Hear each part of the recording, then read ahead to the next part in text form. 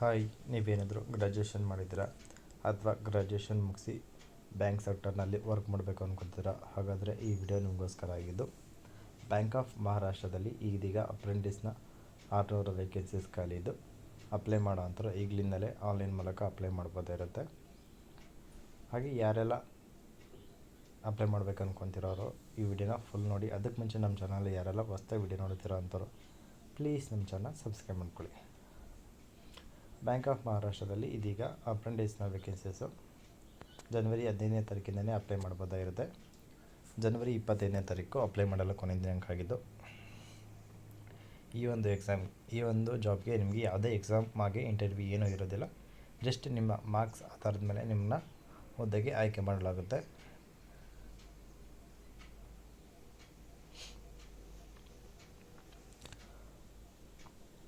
ನಿಮಗೆ ಇದೀಗ bank of ಮಹಾರಾಷ್ಟ್ರದಲ್ಲಿ ಆಂಧ್ರ ಪ್ರದೇಶ್, ಅರುಣಾಚಲ ಪ್ರದೇಶ್, ಅಸ್ಸಾಂ, ಬಿಹಾರ್, ಚಂಡೀಸ್ಗಢ, ದಾದ್ರಾ ನಗರ, ಗೋವಾ ಹೀಗೆ ವಿವಿಧ ಸ್ಟೇಟ್ನಲ್ಲಿ ವೇಕೆನ್ಸೀಸ್ ಖಾಲಿ ಇದ್ದು ಒಟ್ಟು ನಿಮಗೆ 29 ಸ್ಟೇಟ್ಸ್ನಲ್ಲಿ ವೇಕೆನ್ಸೀಸ್ ಅನ್ನೋದು ಖಾಲಿ ಇರುತ್ತೆ.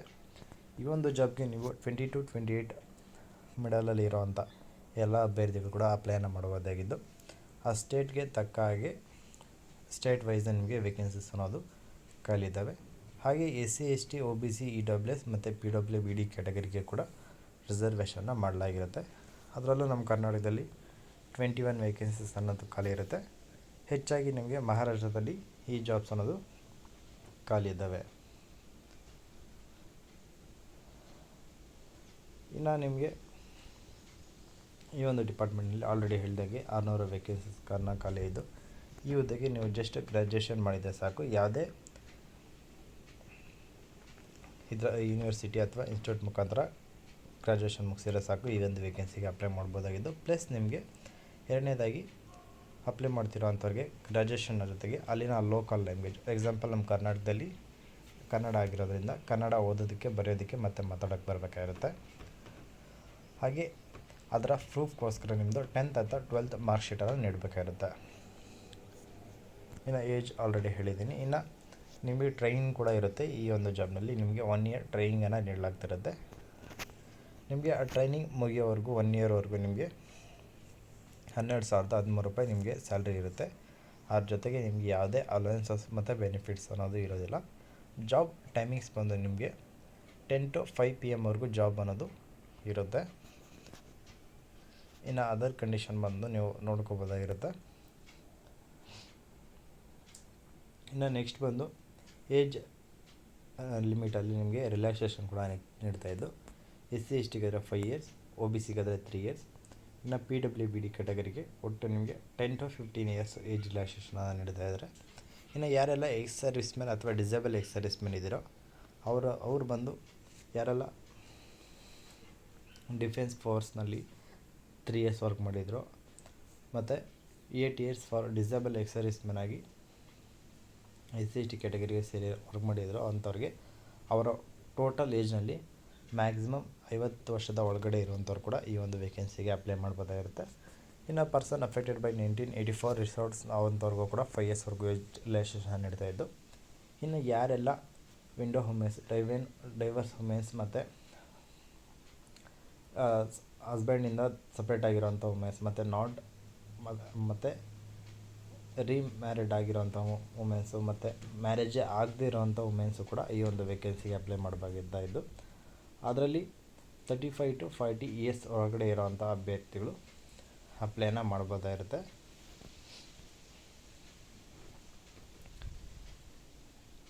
ಇದರಲ್ಲಿ ನಿಮಗೆ ಏಜ್ ಎಲಿಜಿಬಿಲಿಟಿ ಬಂದು ಕಟ್ ಆಫ್ ಬಂದು ನಿಮಗೆ ನವೆಂಬರ್ 30ನೇ ತಾರೀಕುವರೆಗೂ ಕನ್ಸಿಡರ್ ಮಾಡಲಾಗ್ತಾಯಿದೆ. 2025ನೇ ಇಸ್ವಿವರೆಗೂ ನಿಮಗೆ.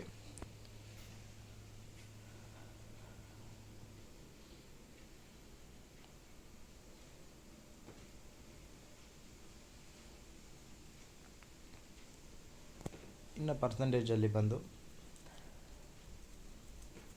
ಮಿನಿಮಮ್ ಪರ್ಸೆಂಟೇಜ್ ಬಂದು ನಿಮಗೆ 60% ಇರಬೇಕಾಗುತ್ತೆ. ಯಾರೆಲ್ಲ ಅಪ್ಲೈ ಮಾಡ್ತಿರೋ ಅಂಥವ್ರಿಗೆ 60 ಅಬೋವ್ ಅಥವಾ 60 ಇರಬೇಕಾಗುತ್ತೆ. ಅದಕ್ಕಿಂತ 1%, 0.01% ಕಡಿಮೆ ಇದ್ದರೂ ಕೂಡ ತೊಗೊಳೋದಿಲ್ಲ. ಅಂದರೆ ಇದರಲ್ಲಿ ನಿಮ್ಮದು ಏನಪ್ಪ ಅಂದರೆ 12th ಬೇಸಿಸ್ ಮೇಲೆ ನೋಡ್ತಾರೆ ಅಥವಾ ಗ್ರ್ಯಾಜುಯೇಷನ್ ಬೇಸಿಸ್ ಮೇಲೆ ನೋಡ್ತಾರೆ. ಇನ್ನು ಯಾರೆಲ್ಲ ಡಿಸಬಿಲಿಟೀಸ್ ಇದ್ದೀರೋ ಅವರು ಅಂಥವ್ರು ಬಂದು ಆರ್ಥೋಪೆಡಿಕಲಿ ಚೇಂಜೆಡ್ ಮತ್ತು ವಿಷುವಲಿ ಇಂಪೇರ್ಡ್ ಮತ್ತು ಹಿಯರಿಂಗ್ ಇಂಪೇರ್ಡ್ ಇರೋವಂಥವ್ರು ಮತ್ತು ಇಂಟೆಲೆಕ್ಚುವಲ್ ಡಿಸಬಿಲಿಟೀಸ್ ಇರೋವಂಥವ್ರು, ಮಲ್ಟಿಪಲ್ ಡಿಸಬಿಲಿಟೀಸ್ ಇರೋವಂಥವ್ರು ಈ ಒಂದು ವೇಕೆನ್ಸೀಸ್ಗೆ ಅಪ್ಲೈ ಮಾಡ್ಬೋದಾಗಿದ್ದು. ಇನ್ನು ಸೆಲೆಕ್ಷನ್ ಪ್ರೊಸೆಸ್ ಬಂದು ನಿಮಗೆ ಎಕ್ಸಾಮು ಇಂಟರ್ವ್ಯೂ ಏನೂ ಇರೋದಿಲ್ಲ. ನಿಮ್ಮ 12th ಮಾರ್ಕ್ಸ್ನ ಆಧಾರದ ಮೇಲೆ ಅಥವಾ ಡಿಪ್ಲೊಮೊ ಮುಗಿಸಿರ್ತೀರ ಯಾರೆಲ್ಲ ಆ ಡಿಪ್ಲೊಮೊ ಆಧಾರದ ಮೇಲೆ ನಿಮ್ಮನ್ನು ಆಯ್ಕೆ ಮಾಡಲಾಗುತ್ತೆ. ಸಪೋಸ್ ಇಬ್ಬರು ಅಭ್ಯರ್ಥಿಗಳು ಸೇಮ್ ಮಾರ್ಕ್ಸ್ನ ತೊಗೊಂಡಿದ್ದಲ್ಲಿ ಅದರಲ್ಲಿ ಯಾರು ದೊಡ್ಡವರು ಇರ್ತಾರೋ ಅವ್ರನ್ನ ಈ ಒಂದು ಹುದ್ದೆಗೆ ಆಯ್ಕೆ ಮಾಡಲಾಗುತ್ತೆ. ಇನ್ನು ನೆಕ್ಸ್ಟ್ ಬಂದು ಡಾಕ್ಯುಮೆಂಟ್ ವೆರಿಫಿಕೇಷನ್ ಇರುತ್ತೆ ಯಾರೆಲ್ಲ ಆಯ್ಕೆ ಆಗಿರೋವಂಥವ್ರಿಗೆ, ಮತ್ತು ಮೆಡಿಕಲ್ ಚೆಕಪ್ ಫಿಟ್ನೆಸ್ ಕೂಡ ಚೆಕ್ ಮಾಡಲಾಗುತ್ತೆ.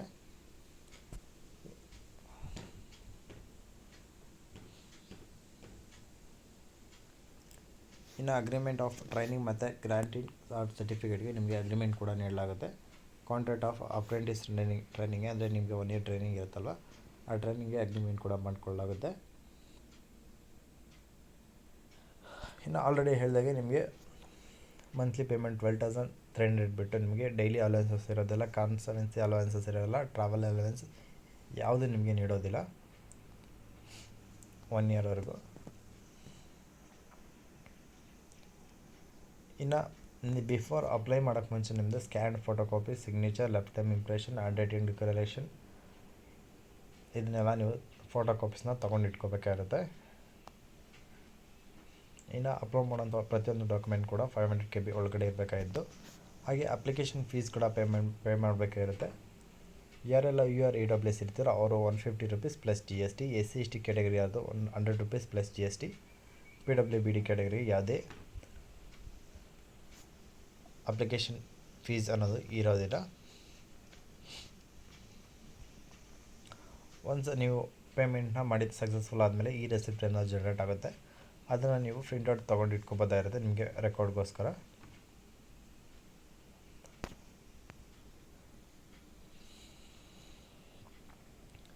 ಅಪ್ಲೈಯನ್ನು ಮಾಡುವಂಥವ್ರು ಅಫಿಷಿಯಲ್ ವೆಬ್ಸೈಟ್ ಆದ bankofmaharashtra.bank.in ಈ ಒಂದು ವೆಬ್ಸೈಟ್ ಮೂಲಕ ಅಪ್ಲೈನ ಮಾಡ್ಬೋದಾಗಿರುತ್ತೆ. ಹಾಗೆ ಅಪ್ಲೈ ಮಾಡಬೇಕಾದ್ರೆ ಸ್ಮಾಲ್ ಸೈಜ್ ಫೋಟೋಸು ಮತ್ತು ಬ್ಯಾಕ್ಗ್ರೌಂಡು ಬ್ಲ್ಯಾಕು ಈ ರೀತಿಯೆಲ್ಲ ಇರಬಾರ್ದು, ಬ್ಯಾಕ್ಗ್ರೌಂಡ್ ವೈಟ್ ಇರಬೇಕಾಗಿರುತ್ತೆ, ಪಾಸ್ಪೋರ್ಟ್ ಸೈಜ್ ಫೋಟೋಸ್ ಇರಬೇಕಾಗಿರುತ್ತೆ, ನ್ಯೂ ಫೋಟೋಸ್ ಆಗಿರಬೇಕಾಗಿರುತ್ತೆ. ಈ ರೀತಿ ಅಪ್ಲೋಡ್ ಮಾಡಬೇಕಾಗಿರುತ್ತೆ. ಹಾಗೆ ನೀವು ಅಪ್ಲೋಡ್ ಮಾಡುವಂಥ ಪ್ರತಿಯೊಂದು ಡಾಕ್ಯುಮೆಂಟ್ ಕೂಡ ಸ್ಕ್ಯಾನ್ಡ್ ಆಗಿರೋಂಥ ಡಾಕ್ಯುಮೆಂಟೇ ಅಪ್ಲೈ ಮಾಡಬೇಕಾಗಿರುತ್ತೆ. ಅಪ್ಲೈ ಪ್ರೊಸೆಸಿಂಗ್ ಬಂದು ಅಫಿಷಿಯಲ್ ವೆಬ್ಸೈಟಲ್ಲಿ ಹೋಗಿ ಅಫಿಷಿಯಲ್ ವೆಬ್ಸೈಟಲ್ಲಿ ಹೋದಾದ್ಮೇಲೆ ನಿಮಗೆ ಕೆರಿಯರ್ಸ್ ಅಂತ ಕಾಣಿಸುತ್ತೆ, ಅದ್ರ ಮೇಲೆ ಕ್ಲಿಕ್ ಮಾಡಿದ್ರೆ ರಿಕ್ರೂಟ್ಮೆಂಟ್ ಪ್ರೊಸೆಸ್ ಅಂತ ಕಾಣಿಸುತ್ತೆ, ಅದ್ರ ಮೇಲೆ ಕ್ಲಿಕ್ ಮಾಡಿದ್ರೆ ಕರೆಂಟ್ ಓಪನಿಂಗ್ಸ್ ಅಂತ ಕಾಣಿಸುತ್ತೆ. ಅಲ್ಲಿ ನಿಮಗೆ online application of engagement of apprentice under apprentice act 1961 ಅಂತ ಕಾಣಿಸುತ್ತೆ. ಅದನ್ನು ಕ್ಲಿಕ್ ಮಾಡೋದಪ್ಪ ಅಂದ್ರೆ ಒಂದು ಹೊಸ್ದಾಗಿ ಫಾರ್ಮ್ ಓಪನ್ ಆಗುತ್ತೆ. ಅದರಲ್ಲಿ ನೀವು ಅಪ್ಲೈ ಮಾಡೋ ಮೂಲಕ ನೀವು ಒಂದು ವೇಕೆನ್ಸಿಗೆ ನೀವು ಅಪ್ಲೈನ ಮಾಡಬಹುದಾಗಿರುತ್ತೆ. ಹಾಗೆ ಅಪ್ಲೈ ಮಾಡುವಂಥ ಸಮಯದಲ್ಲಿ ಏನೇ ಪ್ರಾಬ್ಲಮ್ ಆದರೂ ಕೂಡ ಇವ್ರದ್ದೇ ಆದ ಜಿಮೇಲ್ ಕಾಂಟ್ಯಾಕ್ಟ್ ಮಾಡ್ಬೋದಾಗಿದ್ದು. ಜಿಮೇಲ್ ಬಂದು hrmmiss@mahabank.co.in ಈ ಒಂದು ಜಿಮೇಲ್ನ ನೀವು ಕಾಂಟ್ಯಾಕ್ಟ್ ಮಾಡ್ಬೋದಾಗಿರುತ್ತೆ. ಏನಾದರೂ ಪ್ರಾಬ್ಲಮ್ ಆದರೆ ಫೋಟೋನ ತೊಗೊಂಡು ನೀವು ಸಬ್ಮಿಟ್ ಮಾಡಿ ಈ ರೀತಿ ಪ್ರಾಬ್ಲಮ್ ಆಗಿದೆ ಅಂತ ತಿಳಿಸ್ಬೋದಾಗಿರುತ್ತೆ. ಸೊ ಇದು ಬಂದು ನಿಮಗೆ 29 ಸ್ಟೇಟ್ಸ್ದು ಅಲ್ಲಿನ ಲೋಕಲ್ ಲ್ಯಾಂಗ್ವೇಜ್ ಇಲ್ಲೇ ಮೆನ್ಷನ್ ಮಾಡಿದರೆ ಆಲ್ಮೋಸ್ಟ್ ನಿಮ್ಗೆ ಗೊತ್ತೇ ಇರುತ್ತೆ. ಗೊತ್ತಿಲ್ಲ ಅಂದರು ವೀಡಿಯೋನ ಪಾಸ್ ಮಾಡಿ ಕ್ಲಿಯರಾಗಿ ನೋಡ್ಕೊಳ್ಳಿ. ಸೊ ಇದಾಗಿರುತ್ತೆ ಇವತ್ತು ವೀಡಿಯೋ. ಈ ಒಂದು ವಿಡಿಯೋ ನಿಮಗೆ ಇನ್ಫಾರ್ಮೇಟಿವ್ ಅಂತ ಅನಿಸುತ್ತೆ ಅಥವಾ ಒಂದು ಸ್ವಲ್ಪ ಅದು ಯೂಸ್ ಆಯಿತು ಅಂತ ಅನಿಸಿದ್ರೆ ಪ್ಲೀಸ್ ನಮ್ಮ ಚಾನಲ್ ಸಬ್ಸ್ಕ್ರೈಬ್ ಮಾಡಿಕೊಂಡು ಸಪೋರ್ಟ್ ಮಾಡಿ ಅಂತ ಕೇಳ್ತಾ, ಹಾಗೆ ಲೈಕ್ ಮಾಡಿ, ಯಾರೆಲ್ಲ ಕೆಲಸ ಹುಡುಕ್ತಿದ್ರೋ ಈ ಒಂದು ವಿಡಿಯೋನ ಶೇರ್ ಮಾಡಿ ಅಂತ ಹೇಳ್ತಾ, ಏನಾದರೂ ಡೌಟ್ ಇತ್ತಪ್ಪ ಅಂದರೆ ಕಮೆಂಟ್ ಮಾಡಿ. ಹಾಗೆ ನೆಕ್ಸ್ಟ್ ಯಾವ ರೀತಿ ವೀಡಿಯೋಸ್ ಬೇಕು ಅನ್ನೋದನ್ನು ಕೂಡ ಕಮೆಂಟ್ನಲ್ಲಿ ಸಜೆಸ್ಟ್ ಮೂಲಕ ತಿಳಿಸಿ ಅಂತ ಹೇಳ್ತಾ ಇಲ್ಲಿಗೆ ಈ ವಿಡಿಯೋನ ಮುಗಿಸ್ತಾ ಇದ್ದೀನಿ. ಇದೇ ಥರದ ಹೆಚ್ಚಿನ ಮಾಹಿತಿಗಾಗಿ ತಪ್ಪದೆ ನಮ್ಮ ಚಾನಲ್ ಸಬ್ಸ್ಕ್ರೈಬ್ ಮಾಡ್ಕೊಳ್ಳಿ. ಎಲ್ಲರಿಗೂ ಟಾಟಾ ಬಾಯ್.